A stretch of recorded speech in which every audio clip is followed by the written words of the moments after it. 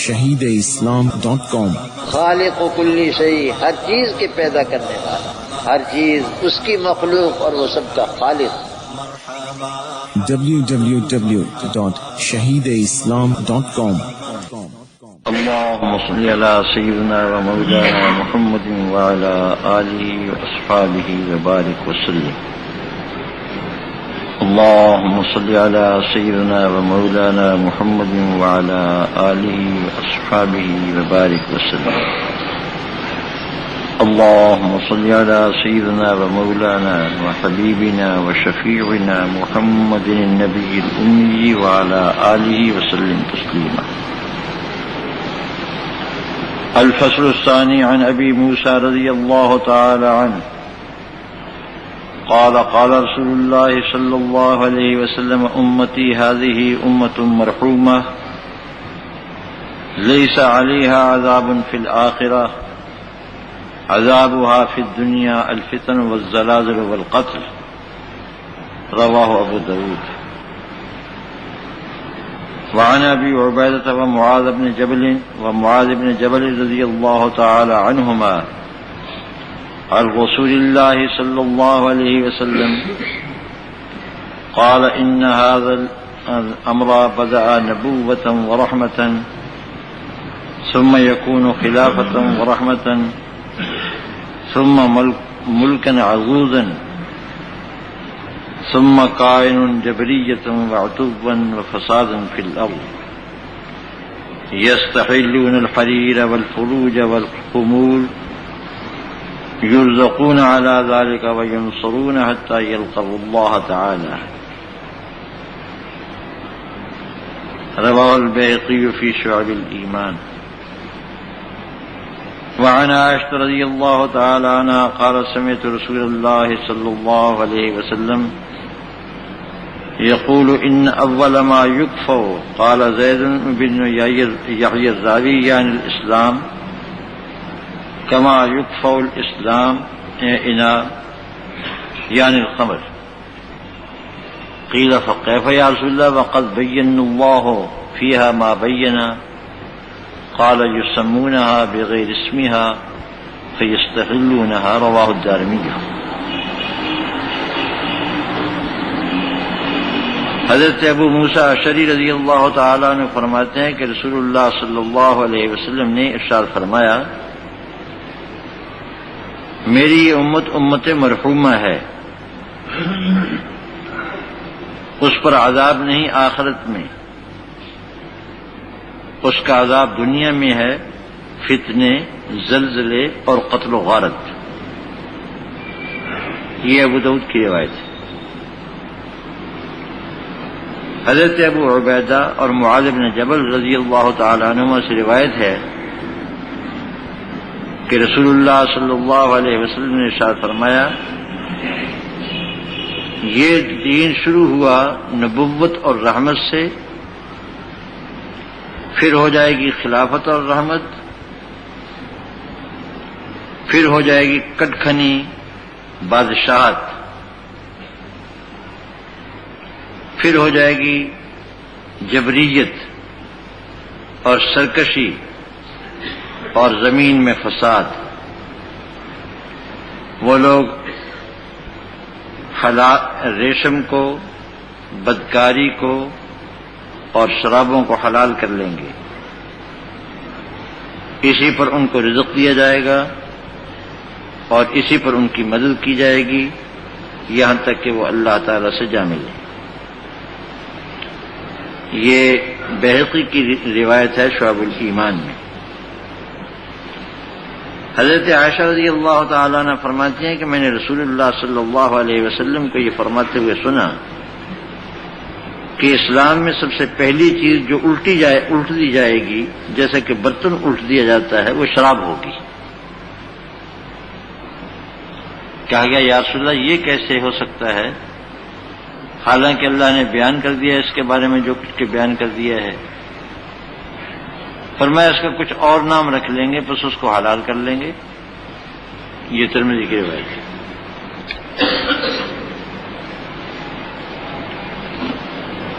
پہلی حدیث میں فرمایا کہ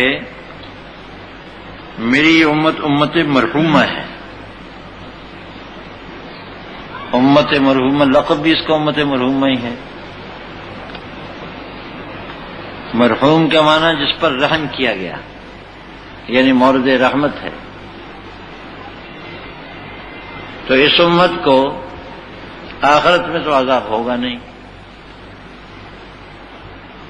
اس کا عذاب دنیا میں ہے، یعنی فتنے، زلزلے اور قتل و غارت.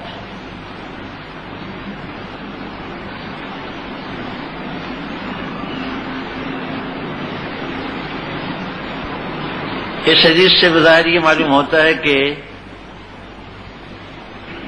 اس امت کے کسی فرد پر قیامت کے دن آخرت میں عذاب نہیں ہوگا، حالانکہ یہ مراد نہیں ہے. بے شمار احادیث میں اور قرآن کریم کی آیات میں کبیرہ گناہوں پر عذاب کی سزائیں ذکر کی گئی ہیں.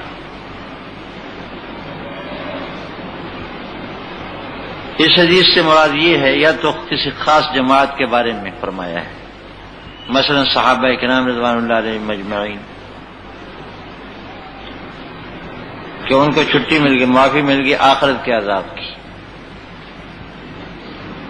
لیکن ان سے کوئی کوتاہی، کوئی لغزش سرزد ہوئی تو اس کی سزا دنیا میں دے دی جائے گی.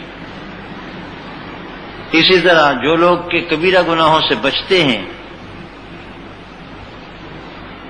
نیک اور متقی ہیں، لیکن غلطیاں تو ہوتی ہیں آدمی سے، تو ان کو ان کی سزا دنیا ہی میں دے دی جاتی ہے. کوئی نہ کوئی مصیبت کھڑی ہو گئی، کوئی نہ کوئی پریشانی لاحق ہو گئی، فتنہ و فساد، قتل و غارت، یہ ساری صورتیں. www.shahideislam.com. اور ویسے بھی مجموعی طور پر اگر پوری امت مراد لی جائے تو بھی اپنی جگہ یہ ٹھیک ہے. اس امت پر ویسا عذاب آخرت میں نہیں ہوگا جیسے کہ پہلی امتوں پر ہوا کرتا تھا.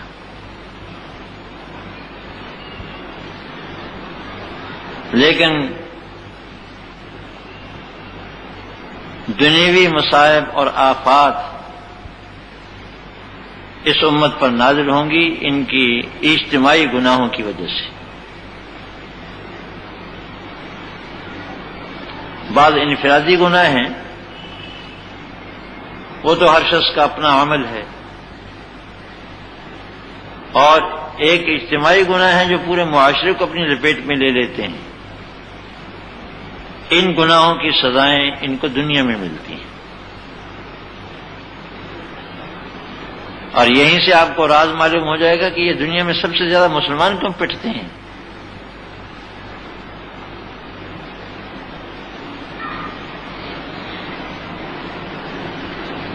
اقبال نے شکوے میں کہا تھا کہ برف گرتی ہے تو بیچارے مسلمانوں پر، یہ بھی بیچارے ہی ہیں، بے وقوف آدمی،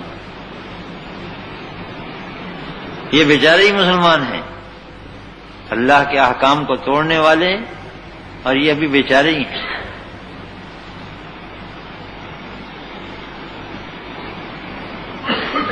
تو یہ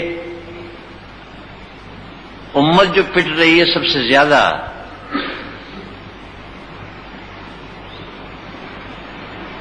بہت سے لوگوں کو دھوکہ ہوا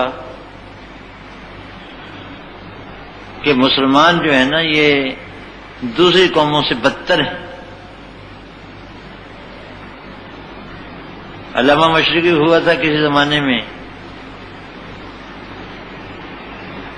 وہ بڑے زور کے ساتھ کہا کرتا تھا کہ قرآن پر تو عمل کرتا ہے انگریز، دیکھو کس طرح دنیا میں چھایا ہوا ہے، مسلمان قرآن پر عمل نہیں کرتے. یعنی انگریز جو ہے نا وہ مسلمانوں سے زیادہ اچھے. یہ بھی بے وقوفی کی بات تھی. دوسری جو قومیں جرائم کرتی ہیں ان سے بڑے جرم کرتی ہیں، مسلمانوں سے بڑے جرم کرتی ہیں، لیکن ان کی سزائیں کچھ آخرت کے لیے رکھی گئی ہیں، یہاں پورا بدلہ نہیں ان کو دیتے۔ باخلاف مسلمانوں کے کہ ان کے بارے میں یہ کوشش یہ کی جاتی ہے کہ ان کا بدلہ دنیا میں نمٹا دیا جائے، اس لیے ان کو دنیا میں سزائیں بھی زیادہ مل رہی ہیں، پس بھی زیادہ رہے ہیں، اس لیے کہ غلطیاں زیادہ کر رہے ہیں۔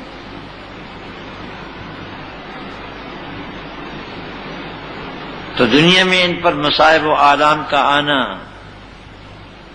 یہ ان کے مردود ہونے کی علامت نہیں ہے بلکہ مقبول ہونے کی علامت ہے۔ دوسری حدیث شریف میں ارشاد فرمایا ہے کہ یہ دین شروع ہوا تھا نبوت و رحمت سے، یعنی حضرت صلی اللہ علیہ وسلم پر وحی نازل ہوئی اور حضرت صلی اللہ علیہ وسلم کو نبوت عطا کی گئی۔ آپ نبی بھی تھے اور امت کے قائد اور پیشوا اور مرشد بھی تھے۔ ان کے سیاسی انتظامات یہ بھی حضرت صلی اللہ علیہ وسلم کے سپرد تھے۔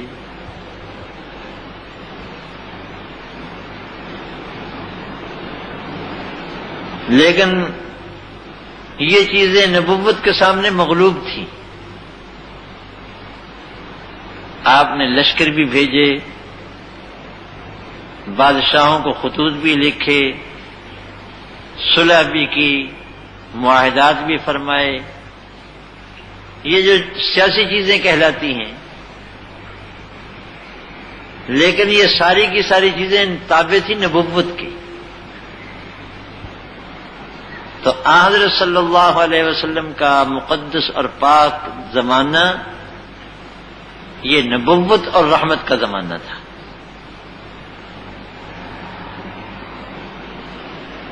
حضرت صلی اللہ علیہ وسلم دنیا سے تشریف لے گئے تو یکا یک حالت بدل گئی، نبوت ختم، اور اب شروع ہوئی خلافت۔ حضرت ابوبکر صدیق، حضرت عمر فاروق، حضرت عثمان غنی، حضرت علی مرتضیٰ، یہ 4 خلیفہ راشد ہوئے۔ یہ خلافت راشدہ بھی امت کے حق میں رحمت تھی، پورے عالم کے حق میں رحمت تھی۔ تو ایک دور ختم ہوا نبوت اور رحمت کا، اور دوسرا دور شروع ہوا خلافت اور رحمت کا۔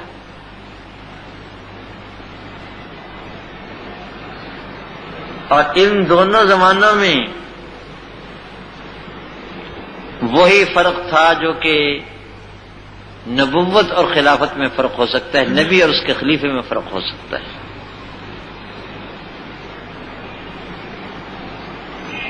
حضرت انس رضی اللہ تعالی عنہ جو حضرت صلی اللہ علیہ وسلم کے خادم ہیں، ان کا بیان اسی کتاب میں آگے آ رہا ہے۔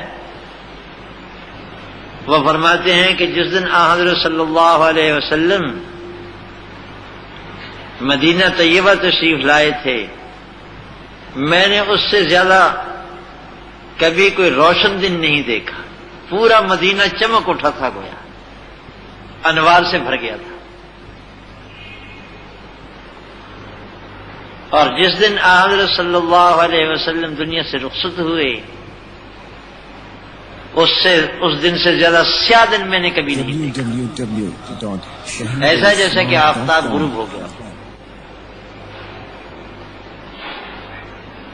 اور فرماتے کہ ما انفذنا ایدینا الا انکرنا قلوبنا، ہم نے حضرت صلی اللہ علیہ وسلم کو دفن کر کے ابھی مٹی سے ہاتھ نہیں جھاڑے تھے کہ ہمارے دل کچھ کے کچھ ہو گئے تھے۔ امام ربانی مجدد الثانی رحمہ اللہ تعالی مکتوبہ تشریفہ میں حضرت انس رضی اللہ تعالی عنہ کی اس ارشاد کو نقل کر کے فرماتے ہیں کہ کیوں نہ ہو، اس لیے کہ آج تک جو چیز مشاہدے کی تھی وہ غیب کی چیز بن گئی۔ مشاہدہ غیب سے بدل گیا، اور وہی فرق ہو گیا جیسے کہ سنی ہوئی چیز میں ہوتا ہے اور دیکھی ہوئی چیز میں فرق ہوتا ہے۔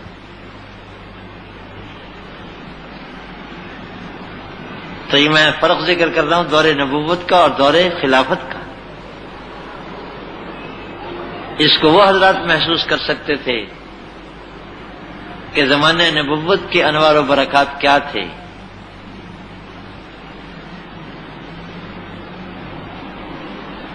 لیکن حضرت صلی اللہ علیہ وسلم کے سچے جانشینوں کا زمانہ تھا، اس لیے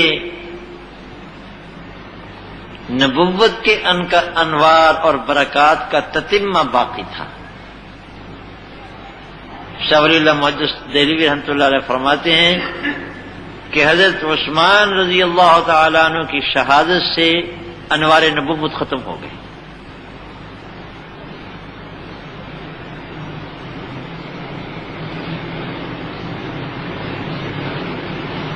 اور یہیں سے مسلمانوں کے درمیان میں اختلاف پیدا ہو گیا۔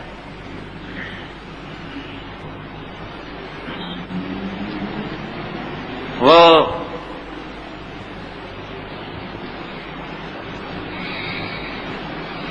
حضرت ابو ہریرہ رضی اللہ تعالیٰ عنہ اپنا قصہ ذکر کرتے ہیں، یہ بھی معجزات کے بیان میں آگے آ رہا ہے کسی کتاب میں،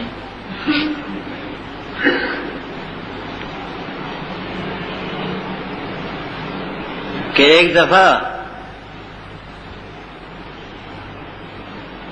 حضرت صلی اللہ علیہ وسلم نے کچھ کھجوریں مرحمت فرمائی، میں نے ان کو ہمیانی میں ڈال لیا۔ ہمیانی یعنی یہاں باندھنے کی پیٹی۔ اب کتنی کھجوریں ہوں گی جو ہمیانی میں باندھی ہوں گی؟ فرماتے ہیں اس وقت سے لے کر جب سے حضرت رسول اللہ صلی اللہ علیہ وسلم نے مجھے وہ عطا فرمائی تھی،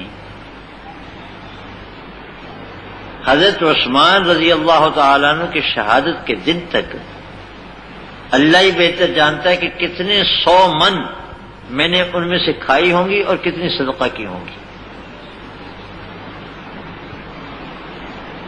لیکن جس دن حضرت عثمان رضی اللہ تعالیٰ عنہ کی شہادت ہوئی، وہ پیٹی نامعلوم ٹوٹ کر کے کہاں گر گئی۔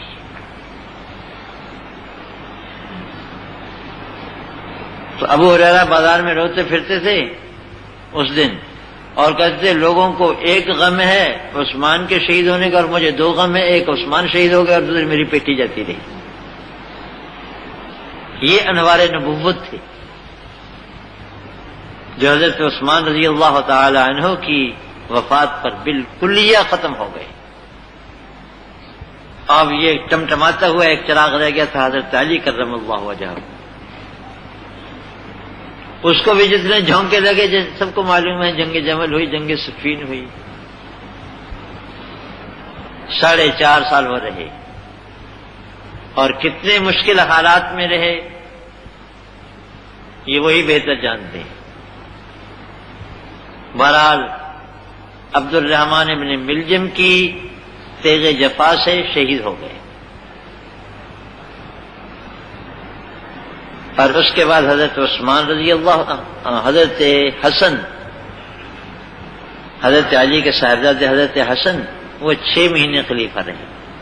اس طرح جیسے کہ اگلی روایت میں آ رہا ہے 3 مہینے کی 30 سال کی مدت پوری ہو گئی۔ 2.5 سال حضرت ابوبکر کے، 10 سال حضرت عمر کے، کچھ دن کم بیش اس کو میں چھوڑ رہا ہوں، 12.5 سال حضرت عثمان کے، 4.5 سال حضرت علی کے، اور 6 مہینے باقی تھے یہ حضرت حسن نے پورے کر دیے۔ خلافت راشدہ 30ویں سال پر ختم۔ اس کے بعد حضرت معاویہ رضی اللہ تعالی عنہ کا دور آیا جو اسلام میں سب سے پہلی سلطنت کہلاتی ہے، ملوکیت۔ اس کو رسول اللہ صلی اللہ علیہ وسلم نے اس حدیث میں فرمایا کہ یہ دین شروع ہوا تھا نبوت و رحمت سے، پھر یہ خلافت و رحمت ہو جائے گا، ثم ملکن عضوضا، پھر یہ کاٹ کھانے والی سلطنت بن جائے گی، جس کو جو اپنے راستے میں آیا اس کو ہٹا دیا، ایک دوسرے پر ظلم تعدی۔ بادشاہوں کی تاریخ اٹھا کر کے دیکھو، بس یہی نظر آتا ہے۔ ملوکیت کا دور بھی ختم ہو جائے گا، اب چوتھا دور آئے گا، ثم تکون جبریتاً، پھر جمہوریت آئے گی۔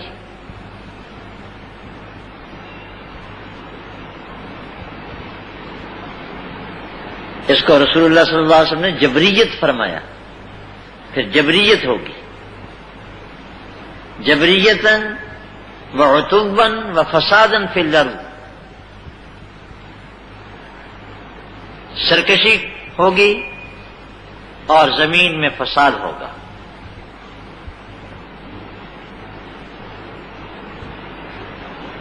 چنانچہ یہ جمہوریت کا دور جو آیا ہے اس میں یہی چیز پائی گئی۔ www.shahideislam.com بادشاہت تو ختم، اس کو تو لوگ دیتے ہیں گالیاں، اور جہاں کہیں نشانات ابھی باقی ہیں،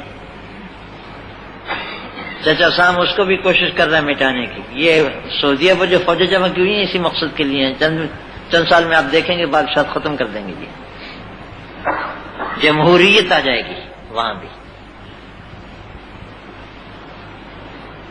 جمہوریت کا معنی جبریت، وہ جو ہمارے پاکستان میں ہو رہا ہے، ہندوستان میں ہو رہا ہے، الیکشن کے موقع پر مار کٹائی۔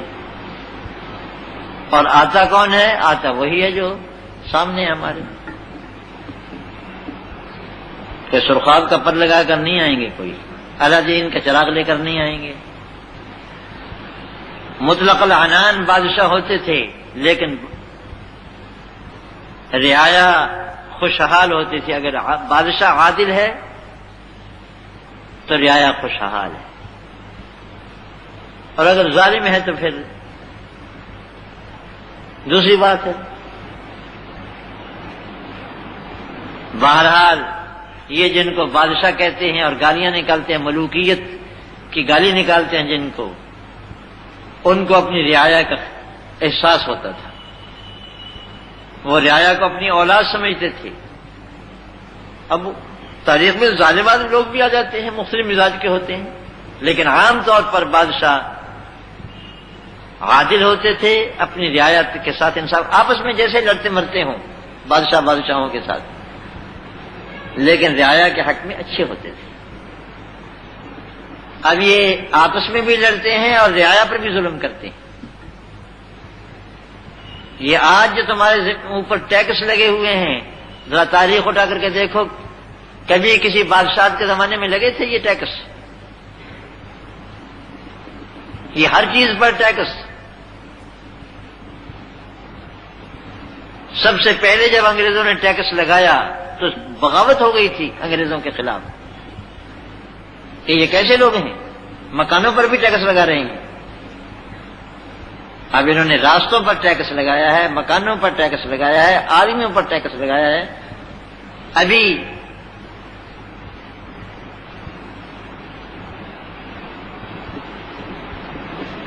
گورنمنٹ برطانیہ نے اپنے شہریوں پر فی آدمی 10 پاؤنڈ ٹیکس لگایا، ایک ہفتے کے 10 پاؤنڈ ہر آدمی پر ٹیکس۔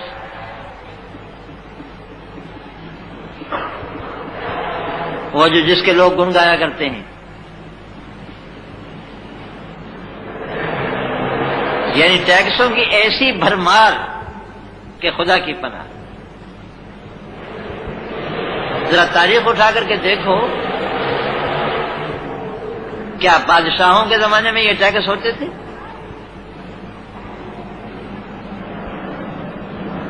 لیکن بادشاہت کو گالیاں نکالی جاتی ہیں اس جبریت کے لیے، اور یہ کہا جاتا ہے کہ دنیا کا سب سے بہترین نظام حکومت جمہوریت ہے۔ عوام کی حکومت، عوام کے لیے اور عوام پر، یہ جمہوریت کی تعریف کی جاتی ہے۔ لیکن کیا یہی قصہ ہے.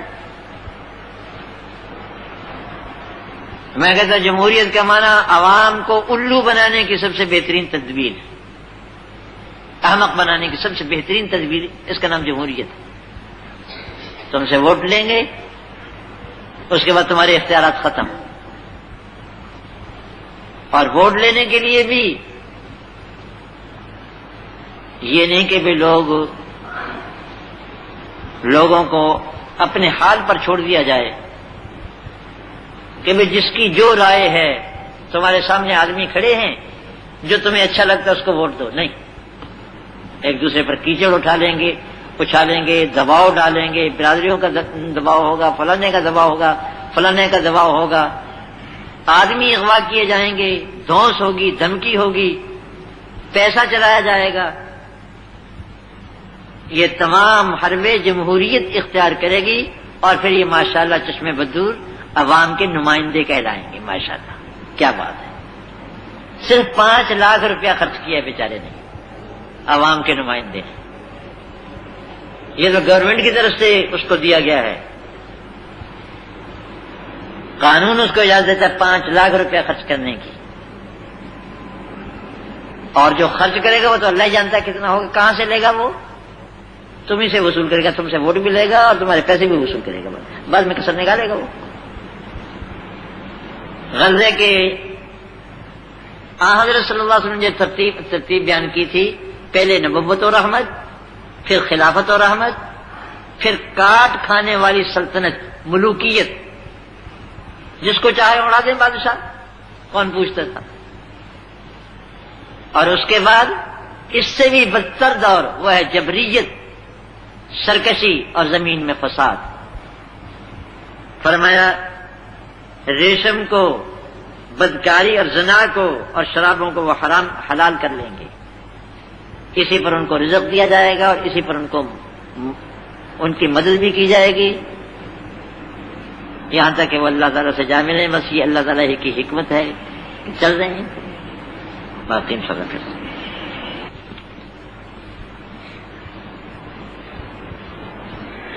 بسم اللہ الرحمن الرحیم.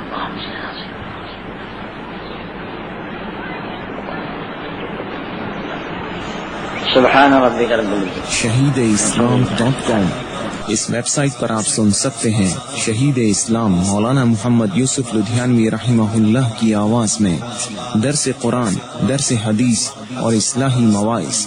خالق و کلی شیء، ہر چیز کے پیدا کرنے والا، ہر چیز اس کی مخلوق اور وہ سب کا خالق. جبکہ شہید اسلام کی تصانیف آن لائن پڑھ بھی سکتے ہیں. اس کے علاوہ اس ویب سائٹ پر آپ سن سکتے ہیں ممتاز علماء کرام کے اصلاحی بیانات. یا صاحب الجمال و یا سید البشر من وجهك المنیر لقد نور القمر. www.shahideislam.com